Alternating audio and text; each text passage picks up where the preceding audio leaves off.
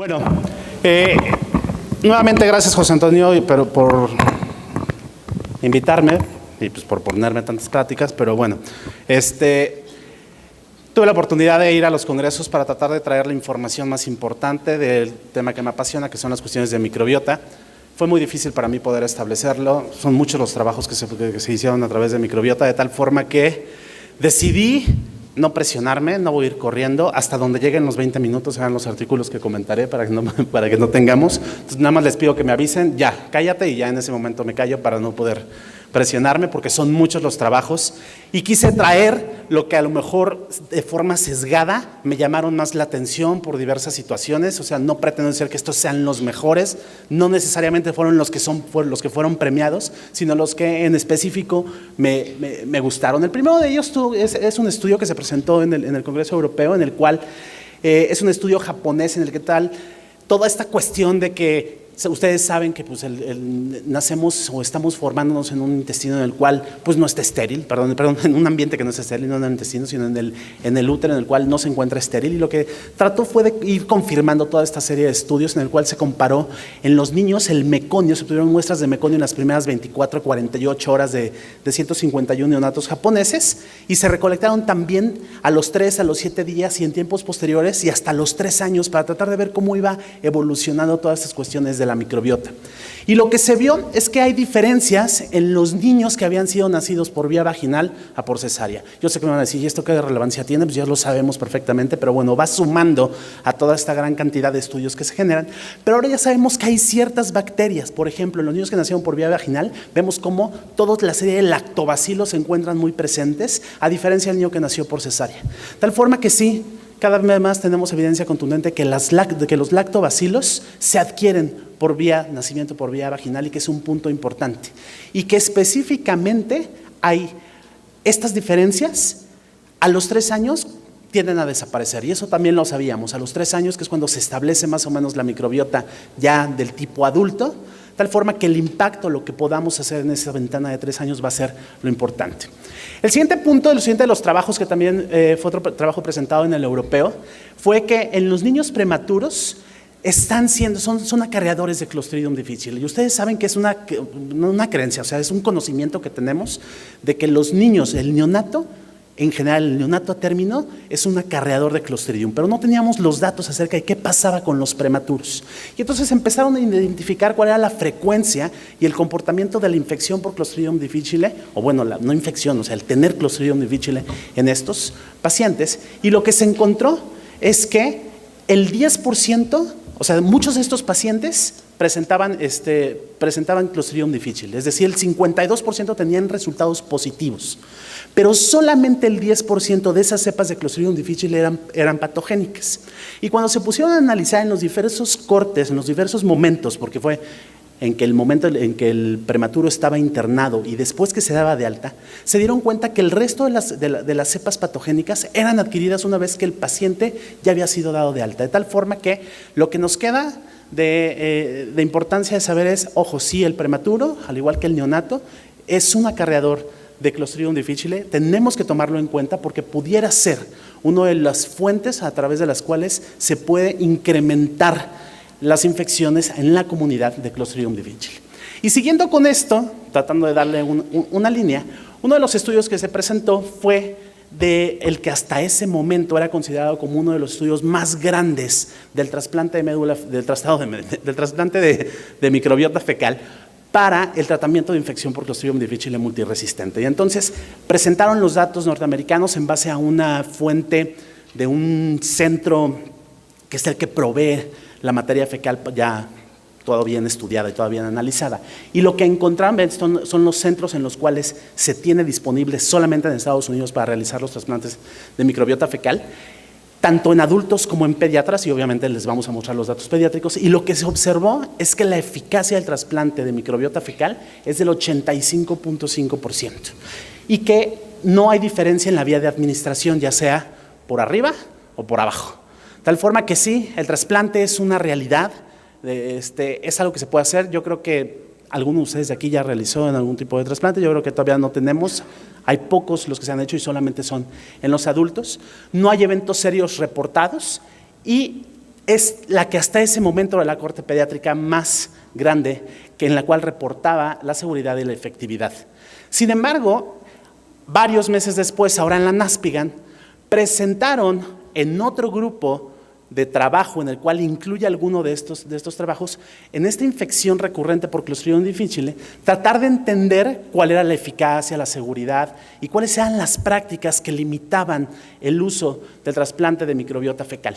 Y lo que encontraron fue que igual tenían en estos pacientes, en total de pacientes, 322 pacientes pediátricos que han sido sometidos a trasplante de microbiota fecal con una eficacia general del 87%. Y lo que se vio es que el trasplante, en este caso, la eficacia de un segundo, o sea, tiene una eficacia del 87%, pero el 13% que puede ir hacia un segundo curso de trasplante solamente llega a una eficacia del 50%. De tal forma que sí es una posibilidad que tenemos ante esta incremento de esta patología, que la vamos a estar viendo cada vez más, sobre todo nuevamente con estas cuestiones disbióticas, pero que no había diferencia en la erradicación específicamente en los pacientes con enfermedad inflamatoria intestinal, que son un subgrupo en el cual es mucho más frecuente tener infección por Clostridium difficile.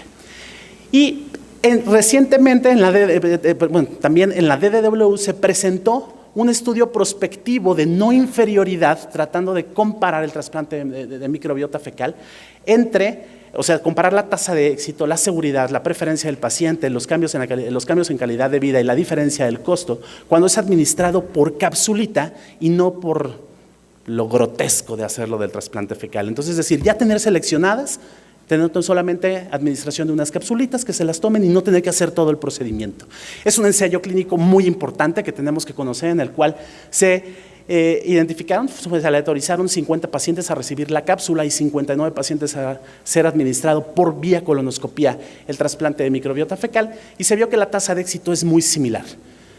Tal forma que este estudio de no inferioridad demostró que cualquiera de los dos puede funcionar, y creo que por obvias razones, creo que es mejorcito tomarnos a lo mejor las capsulitas. Yo creo que todos estarían de acuerdo en que creo que sería, a menos que bueno. Y la calidad de vida no hubo diferencia básicamente. Los eventos adversos, aunque todos fueron menores en realidad, sí obviamente por el propio proceso de la colonoscopia se pueden tener mayores posibilidades de tener estos eventos adversos. Y eso tiene que ver con que en la capsulita ya son ciertas las cepas las cuales se encuentran seleccionadas. Acá por colonoscopia pues le estás pasando en general todo lo que fue del donante, ¿no? De tal forma que sí tiene cierta explicación lógica el por qué pensar que va a haber mayor posibilidad de tener estos efectos adversos. Pero como se montó un estudio piggyback, es decir, un estudio de análisis económico, se vio que el costo que se tiene por la administración de la cápsula se ahorran $1,118 canadienses por solamente tomar la cápsula, a diferencia de lo que es tomar la colonoscopia. De tal forma que aparentemente o hacia allá va esta cuestión del trasplante de microbiota fecal, que no va a ser el trasplante, ¿no?, de la materia fecal como tal, sino de cierta microbiota a través de las capsulitas.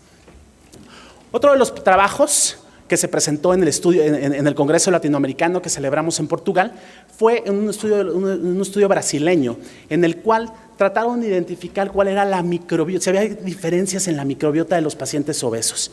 Y como ustedes me imagino han leído, una de las bacterias que está sonando muchísimo, que es la Methanobrevibacter, en las cuales se piensa que hay diferencia en estos pacientes y que podría ser a lo mejor, así como Faecalibacterium prausnitzii es para la enfermedad inflamatoria intestinal, Methanobrevibacter es una de las que están ahí señalizando a los pacientes que están obesos, y que hay cierta evidencia de que se encuentra mayor concentración en pacientes de entre 6 y 10 años. Entonces el objetivo que tuvieron los brasileños fue relacionar la cuenta de esta bacteria con el peso corporal en los adolescentes y compararlos entre aquellos que tenían obesidad y tenían peso adecuado. Y lo que se encontró, es que no hubo gran diferencia entre estos, no se pudieron corroborar los resultados que se habían mostrado, que aunque sí existía cierta tendencia, esta no tenía una diferencia significativa, pero que sí hay cierta luz en esto, y que probablemente a lo mejor el tamaño de muestra era lo que tenían que mejorar al respecto. Pero bueno, ya empezamos a ver,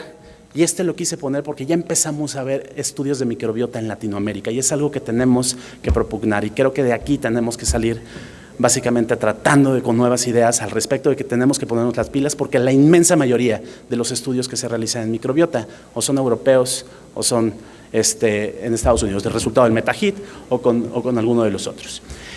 Y este estudio creo que quizás es uno de los más relevantes, porque esto tiene una aplicación clínica y los gastroenterólogos ya lo sabíamos, pero esta es otra de las cosas que vamos a poder refutarles para cuando nos llamen en una interconsulta. Que el hecho de que en los pacientes que presentan aspiraciones, ¿no? Ya ven que muchos de estos pacientes tienen problema pulmonar, está teniendo problema de reflujo y entonces los operan de la funduplicatura, ¿no? ¿Y qué creen? Siguen con sus problemas de neumonía porque las aspiraciones y muchas de las cuestiones de estos pacientes, nosotros ya lo sabíamos y decíamos es porque no tragan bien, ¿no? Por la alteración en la mecánica de la deglución. Bueno, pues aquí trataron de identificar verdaderamente si las bacterias que estaban formando la microbiota en ese momento de los pulmones se correlacionaban con las bacterias que tenían en el estómago o con las bacterias que se tenían en la orofaringe. Y bueno, pues ustedes ya sabrán cuáles son los resultados y teníamos razón. Precisamente son relacionadas las bacterias que van hacia colonizar esos pulmones en esos pacientes que presentan alteración en la mecánica de la deglución, son las de la orofaringe. De tal forma que, otro dato más, que no tenemos, que probablemente estemos sobreoperando a estos pacientes, que no necesariamente es la causa de estas aspiraciones las bacterias o el reflujo gastroesofágico, sino que tiene que ver por la alteración misma en la mecánica de la deglución. Por lo tanto, creo que esto es algo que tiene una implicación clínica muy importante. Probablemente necesitemos más estudios. Se tiene que hacer estudios más, ensayos clínicos controlados en los cuales podamos identificar claramente si lo que estamos haciendo desde el punto de vista de las operaciones es lo más adecuado. Y este estudio es un estudio muy importante. Es el único estudio que traje de probióticos para las cuestiones de la microbiota, porque es un estudio en el cual son multitratamientos, es decir, hay 5 brazos de tratamiento para niños con diarrea, utilizando diversas cepas probióticas. Es uno de los pocos que existen en el cual se están comparando diversos probióticos y es un estudio de Turquía y en el cual ustedes pueden ver los 5 brazos de tratamientos. Hay pacientes que son hospitalizados y pacientes que son por fuera y los resultados que ustedes observan es que, pues sí, en general los probióticos en general les está yendo muy bien cuando se compara contra placebo, todos reducen en un promedio de 24 horas, pero no hay una supremacía de un probiótico por el sobre otro. Es decir, no hay grandes diferencias en los resultados, lo cual obviamente necesitan mayores estudios para poderlos hacer, pero obviamente, ojo, esto nada más es aplicable a los probióticos que se utilizaron, que en este caso es lactobacilo, una mezcla de varios lactobacilos, Saccharomyces boulardii, que como sabemos tiene una excelente evidencia al respecto para ese tratamiento, Lactobacillus reuteri y Lactobacillus GG, que son los que tradicionalmente tienen la mayor cantidad de los estudios. Bueno, pues se corrobora esta, pero cuando se ponen a competir entre ellos, en general no van a tener una sobreeficacia uno sobre otro, de tal forma que probablemente, si es cierto, faltan estudios de equivalencia, estudios de no inferioridad para tratar de identificar que verdaderamente son igual de buenos todos y que bueno, pues finalmente tendríamos que escogerlos tomando en cuenta otro parámetro y no solamente la eficacia. Y por último, nada más, porque yo creo que ya no sé si todavía tengo tiempo, pero bueno, para mencionarles que sí hay diferencias en las cuestiones de microbiota en la enfermedad inflamatoria intestinal. Y como ustedes saben, no nada más tenemos que cuidar nuestra microbiota y las mujeres en general no nada más tienen que cuidar su microbiota para ellas, sino también para sus futuras generaciones. Y aquí el punto que se enseña y que se empieza a descubrir en este estudio es que la microbiota de las mujeres embarazadas, las mujeres que tienen enfermedad inflamatoria, cuando se analiza la microbiota fecal de los niños de estas mujeres es completamente diferente a los niños que nacieron de mamás que no tienen enfermedad inflamatoria intestinal, de tal forma que eso ya empieza probablemente siendo un problema para esos niños que nacieron en esta situación. No quiere decir que esto ya estén encadenados a tener algún tipo de problema, pero que sí a lo mejor este grupo de pacientes tendríamos que tener o empezar a tener ciertas estrategias para tratar de mejorar esos procesos disbióticos que se puedan llegar a presentar y mencionar cómo hay diferencias en ciertos grupos bacterianos, nombrecitos nuevamente, gamma-bacterias y todas esas cuestiones que no tienen mucha aplicabilidad clínica por el momento, pero que ver que sí hay una diferencia en estas microbiotas y que probablemente pudieran llegar en un futuro próximo a tratar de poder identificar ciertas bacterias y dar una terapéutica en específico. ¿Le sigo? Perfecto. Bueno, otra es también este estudio en el cual ustedes saben que E. coli es parte de la microbiota normal gastrointestinal, que hay ciertas variantes patogénicas que pueden causar enfermedad diarreica, y diversos estudios han demostrado que la microbiota intestinal pues, juega un papel importante en el desarrollo de la alergia. Entonces, el objetivo del estudio fue identificar la presencia de cepas patogénicas de Escherichia coli en las heces de niños alérgicos y compararlas con niños sanos. Reclutaron 209 niños de una escuela en Letonia, con edad media de 5.5 años, 114 fueron sanos y 95 tenían un diagnóstico de alergia. Paréntesis. Puede ser medio sesgado porque ese diagnóstico mucho se hizo a través de un cuestionario nada más así como que no es muy robusto ese diagnóstico de la alergia, pero aparentemente tenían ese diagnóstico. Y los resultados fue que la prevalencia de Escherichia coli fue del 14%.